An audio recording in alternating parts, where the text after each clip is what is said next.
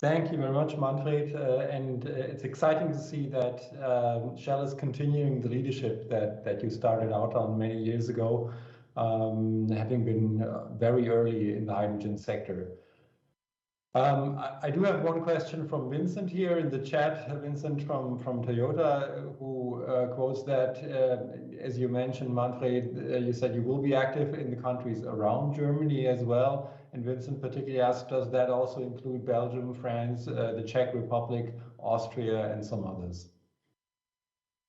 Yes, so I can definitely say this. I cannot show you here, of course, our detailed plans, what we are going to do there, right? But we can have a bilateral discussion, let's say, with Vincent from Toyota to share their in detail our plans. But I can say, in general, right? We built hydrogen station alongside for heavy duties alongside the defined corridors in the different markets. So that would mean mainly Northwest Europe, and we do that, let's say, with partners also in the Southeast, right? And in Czech Republic, Shell has a big station network, right? And there you can argue, of course, we look into opportunities, what we can do there, right? Okay, thank you. And I have a question directly following up on that. I mean, as you are active, and you showed that very nicely on the global maps, you're active in a lot, if not all, of the hotspots of hydrogen activity globally.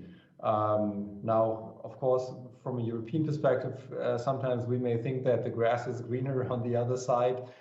Which global area do you currently see leading, and where would you quote, say, good examples and first mover examples that we could learn from in other areas abroad? To be quite honest, I see California, I would not say far ahead of us, let's say, but especially when you look from a commercial point of view, right, then we get there into really scaling effect. That means the market players there, let's say there you can earn already money. You can get there, you're making their revenues at our stations. And that has to do with the number of cars on the road, right? But also, let's say, the ambition of OEMs to bring their trucks. And I hope that this will also, or we could achieve that also in Western Europe, right?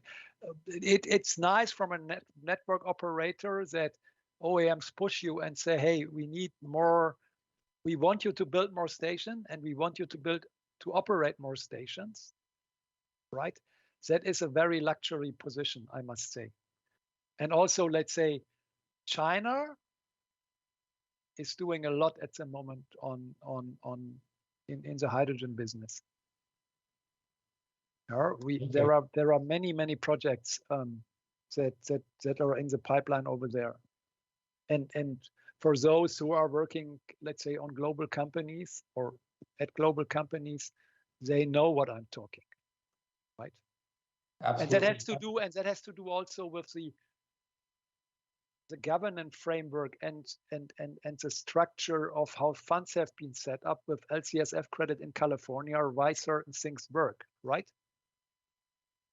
And in other areas, not so much. Thank you so much for stressing that. And I would have asked for China if you hadn't proactively mentioned it. Oh, no, yeah. All right.